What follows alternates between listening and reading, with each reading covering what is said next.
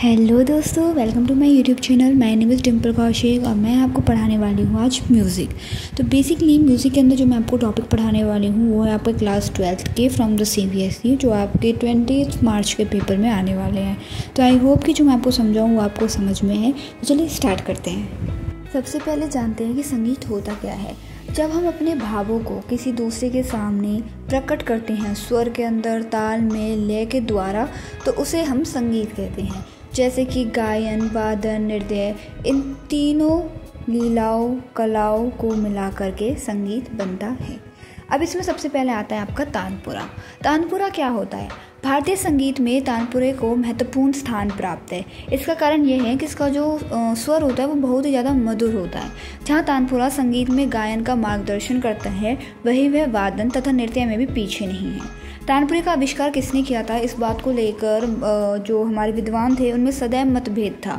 कुछ विद्वानों का मानना यह था कि तानपुरे का आविष्कार तुमरू नामक गंधर्व ने किया है, इसीलिए इसका नाम तुमरा रखा गया। कुछ का कहना है कि वीणा के विकसित रूप को ही तानपुरा कहते हैं, और कुछ लोगों का कहना है कि इसमें तुम्बा लगा होने के कारण इसे तुम्बुरा कहते हैं। बेसिकली जो तानपुरा है उसके अंदर पहले एक तार होता था, इसीलिए हम उसे एक तारा कहते थे। धीरे धीरे तारों की संख्या 4 होगी और आजकल 6 तारों वाला तानपुरा भी देखने को मिलता है, मगर 4 तारों वाला तानपुरा ही अधिक प्रयोग में होता है। तानपुरे में 4 तार होते हैं, जिसका पहला तार पीतल का होता है जो कि मध्य सप्तक के पास स्वर से मिलाया जाता है। इसका दूसरा तार और तीसरा तार लोहे का होता है जो कि मध्य सप्तक के 7 स्वर से मिलाया जाता है। तानपुरे का चौथा तार पीतल का होता है जो कि अन्य तारों की तुलना में थोड़ा मोटा होता है, जो मध्य सप्तक के 7 स्वर से मिलाया जाता है। तानपुरा कैसे बजाया जाता है? तानपुरा बजाने को ही तानपुरा छेड़ना कहते हैं। तानपुरे को दाएं हाथ से बजाया जाता है। तानपुरे का पहले तार को मध्यम उंगली के अग्र भाग से बजाया जाता है या छेड़ा जाता है। तीनों तारों को तर्जनी उंगली यानी कि जो पहली उंगली होती है उससे बजाया या छेड़ा जाता है। तानपुरा बजाने के लिए बायां घुटना मोड़कर बाएं पैर के तलवे पर बैठते हैं और दाहिना घुटना ऊपर करके घुटने पर कोहनी टिकाकर तानपुरा बजाया जाता है। बड़े बड़े गायक स्वयं नहीं छेड़ते, उनके शिष्य दाएं बाएं बैठकर तानपुरा छेड़ते या बजाते हैं। जादूगर ने तंबूरा लिया और उसका तार खींचकर गंधर्व संगीत बजाने लगा। सब आश्चर्यचकित थे कि संगीत की आवाज आ कहां से रही है। नेक्स्ट आता है अलंकार। अलंकार किसे कहते हैं? अलंकार शब्द संस्कृत भाषा का है जिसका साधारण अर्थ है आभूषण। जिस प्रकार आभूषण से स्त्री की सुंदरता बढ़ती है, उसी प्रकार अलंकार से गायन और वादन की शोभा बढ़ती है। संगीत में गायन और वादन को सजाने वाले स्वर समूह को अलंकार कहते हैं। साधारण शब्दों में नियमित स्वर समूह को अलंकार कहते हैं। अलंकार को पलटे के नाम से भी जाना जाता है। संगीत के विद्यार्थियों को सबसे पहले अलंकार ही सिखाया जाता है। जिस प्रकार आभूषण के बिना स्त्री, पानी के बिना नदी, चांद के बिना रात्रि शोभित नहीं होती, उसी प्रकार अलंकार के बिना गायन और वादन शोभित नहीं होता। उदाहरण में आरोह, अवरोह। फिर आता है कर्ण स्वर। किसी भी स्वर का उच्चारण करते समय उसके आगे या पीछे के स्वरों को तनिक छूने या स्पर्श करने को कर्ण कहते हैं। अर्थात गाते बजाते समय किसी भी स्वर की स्पर्श मात्र किया जाए तो उसे कर्ण स्वर कहते हैं। कर्ण स्वर को ही स्पर्श स्वर भी कहा जाता है। जैसे कि सा स्वर तक जाना है और नी का कर्ण स्वर दिखाएंगे, तो उस नी का हल्का सा स्पर्श करके वापस फिर सा तक आना हो तो उसे इस सा स्वर पर नी का कर्ण कहेंगे। कर्ण स्वर को मूल स्वर के ऊपर लिखते हैं। कर्ण स्वर 2 प्रकार का होता है। पहला पूर्ण लगन कर्ण। पूर्ण लगन कर्ण का प्रयोग मूल स्वर से पहले किया जाता है। दूसरा अनुलगन कर्ण। अनुलगन कर्ण का प्रयोग मूल स्वर के बाद किया जाता है। अब आते हैं तालों पर। हमारी सबसे पहली ताल है रूपक ताल, जिसके अंदर मात्राएं होती हैं 7, विभाग होते हैं 3, किस किस पर 3, 2, 2। ताली होती है 2, 4 और 6 मात्रा पर और खाली होती है 1 मात्रा पर। रूपक ताल के शब्द क्या होते हैं? तिन तिन ना धिन ना धिन ना तिन। लास्ट में हमने 1 इसीलिए लिखा है क्योंकि जहाँ से हमने स्टार्टिंग करी थी हमें एंडिंग भी वहीं पे करनी है। दूसरी बात, जो खाली है उसे हम 0 से डिनोट करते हैं और जो ताली है उन्हें हम काउंटिंग से डिनोट करते हैं। तो चलिए मैं बताती हूँ आपको कि रूपक ताल लिखते कैसे हैं। सबसे पहले मैंने बताया था कि इसके अंदर मात्राएं होती हैं 7, विभाग होते हैं 3, 3 2 2, ताली होती हैं 2 4 और 6 मात्रा पर, खाली होती है 1 मात्रा पर। ठीक है, इसको लिखने के लिए सबसे पहले मैं लिख के दिखाती हूँ इसकी एक गुण। ठीक है, 1 2 3 4 5 6 7 एंड 1। जहाँ से स्टार्ट करते हैं वहीं से एंडिंग होती है। ठीक है, 3 2 2। वर्ड्स क्या थे इसके? तिन तिन ना धिन ना धिन ना तिन। ठीक है, उसके बाद आता है कि अगर आपकी खाली है तो हम लेंगे 0। खाली कितने पर थी? 1 पर। ठीक है, ताली के लिए 1 2, क्योंकि 2 ताली कौन कौन सी? फिर 6 पर और 4 पर और 6 पे। ठीक है, फिर लिखते हैं इसकी 2 गुण। 1 2 3 4 5 6 7 1। ठीक है, दो वर्ड ले लेंगे यहाँ से। 3 3 ना धिन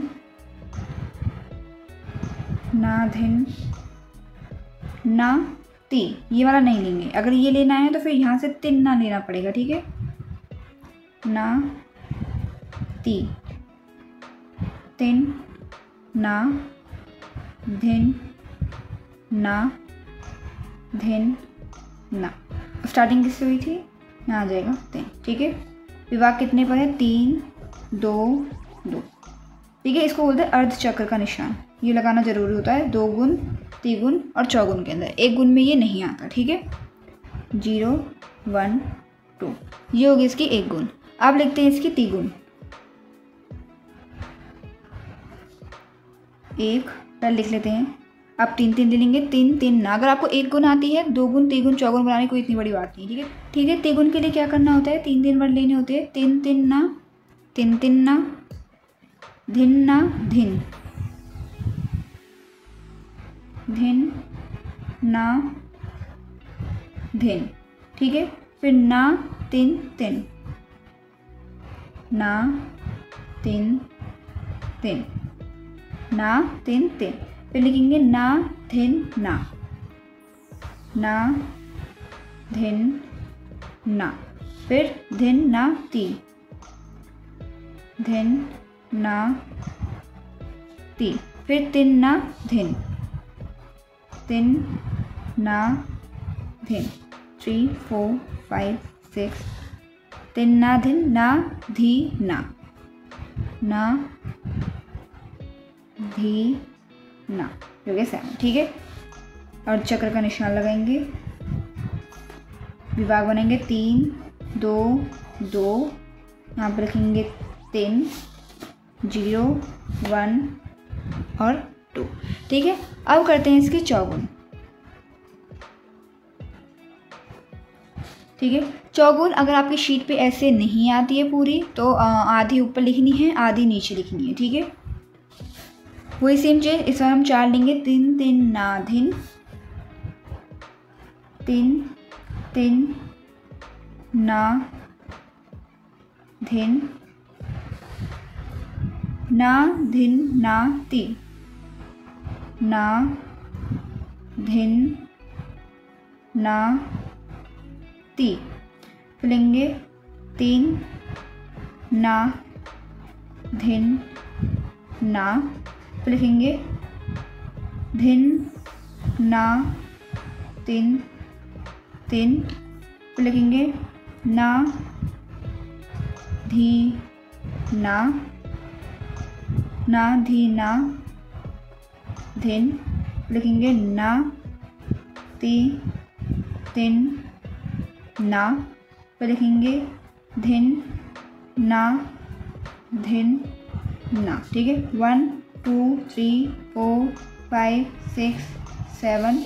विभाग बनेंगे 3 2 2 1 3। अर्धचक्र का निशान लगाएंगे सब में। ठीक है, ये 0 से स्टार्ट थी, मैंने गैप नहीं छोड़ा, लेकिन गैप होना चाहिए। अगर आपके एक लाइन में नहीं आ रही है, आप ऊपर नीचे कर रहे हैं, तो गैप होना चाहिए, ठीक है। 1 और 2 और यहाँ पे आ जाएगी स्टार्ट है आपकी झपताल। झपताल के अंदर मात्रा कितनी होती है? 10। विभाग कितने होते हैं? 4, 2, 3, 2, 3। ताड़ी कितनी होती है? 3, 1 पर, 3 पर, 8 मात्रा पर। खाली कितनी होती है? 1, 6 मात्रा पर, ठीक है। इसके वर्ड्स क्या क्या होते हैं? धिन ना, धिन धिन ना, तिन ना, धिन धिन ना, ठीक है। 10 मात्रा है। 1, 2, 3, 4, 5, 6, 7, 8, 9, 10, ठीक है। वर्ड्स क्या क्या है? धिन ना, धिन धिन ना, तिन ना, धिन धिन ना। जहाँ से स्टार्टिंग करी थी वहीं से एंडिंग कर देंगे दिन, ठीक है। विभाग किस किस पर है? 2 पर, 3 पर, 2 पर और 3 पर, ठीक है। ताली कौन कौन सी मात्रा पर? पहली पर। पहली के लिए हम 1 नहीं लिखेंगे, क्रॉस का सिंबल लगाएंगे, ठीक है। 3 पर क्या है? ताली 2। 6 पर क्या है? खाली। और 8 पर क्या है? ताली, ठीक है। ये होगी इसकी 1 गुण। ऐसे इसकी 2 गुण लिखते हैं। 2 गुण के लिए दोनों लेने हैं। धिन ना, धिन धिन ना, ती ना, धी, धिन ना। अब सिंपल सी बात है, झपताल के अंदर जब ऐसे आ गए तो ऑटोमेटिकली जो इसकी ये होगी 5 एज इट इज सेम आ जाएंगे, तो इसमें इतना कुछ याद करने वाली बात नहीं है। धिन धिन ना, ती ना, धी, धिन ना, ठीक है। 1, 2, 3, 4, 5। शायद मैंने स्पेस नहीं छोड़ा इसमें, इसी ने नीचे लिखते हैं।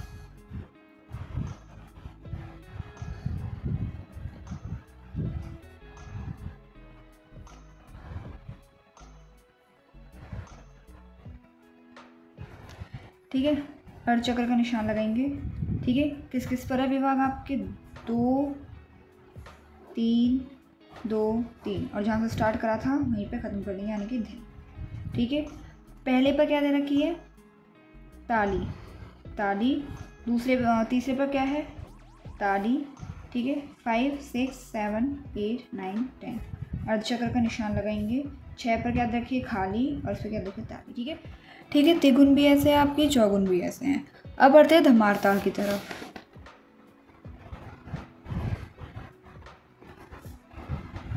धमार ताल में मात्राएं होती है 14, विभाग होते हैं 4, 5, 2, 3 और 4। ताली होती हैं 3, 1, 6, 11 मात्रा पर। खाली होती है 1 होती खाली 8 मात्रा पर, ठीक है। इसके वर्ड्स क्या होते हैं? का, धी, टा, धी, ट, धा, आ, गा, ती, ट, ती, ट, ता, आ, ठीक है।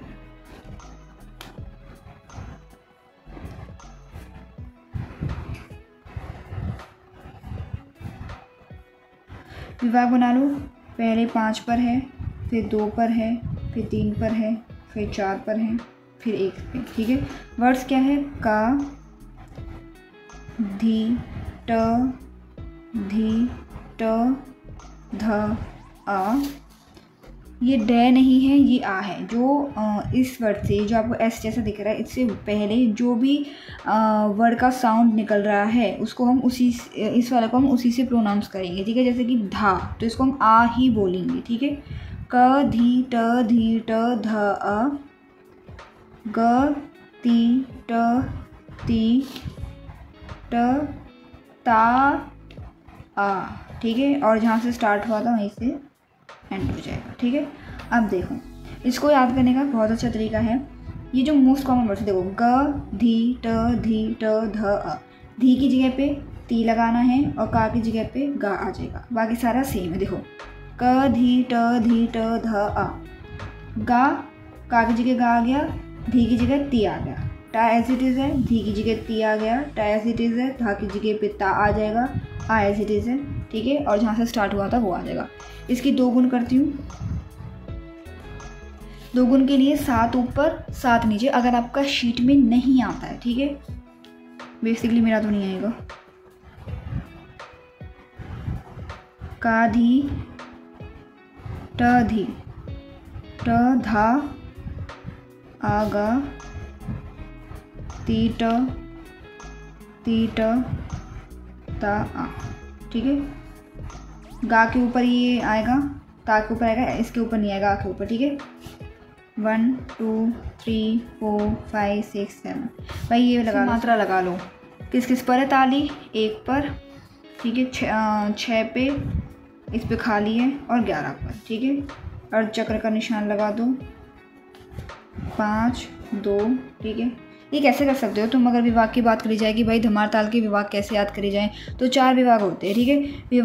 उसमें झप ताल में भी 4 होते हैं, तो काउंटिंग होती है 2 3 2 3, इससे ऐसे याद कर लेना, ठीक है। और इसके विभाग कैसे याद करने हैं कि 5, उसके बाद क्या 5, और अगर नॉर्मल काउंटिंग देखिए हम 1 के बाद तो क्या आता है 2 3 4 और फिर 5, ठीक है। इस तरीके से मैंने तो ऐसे ही करा, बाकी आप अपना तरीका देख लेना, ठीक है। अब आता है कि 2 गुण लिखनी है, का धी ट धी ट ध ड आ गा, ठीक है, आगा ती ट ता आ, ठीक है। हो गए 7 तक। ता एज इट इज़ उतार दो भाई, क्योंकि 14 है, वही एज इट इज़ नीचे आ जाएंगे। यहाँ पे ये आएगा, यहाँ पे आएगी 2 8 9 10 11 12 13 14, ठीक है। का धी टा धी ट धा गा ती ट ता आ, ठीक है। 8 पे क्या है? खाली, तो 0, और 11 पे क्या है?